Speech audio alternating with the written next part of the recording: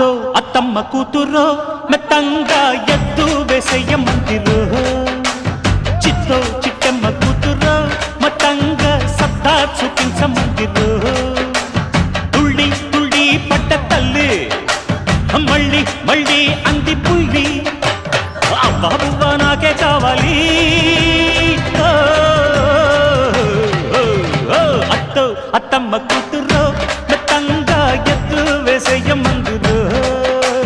చిట్టో చిట్టమ్మ కూతురు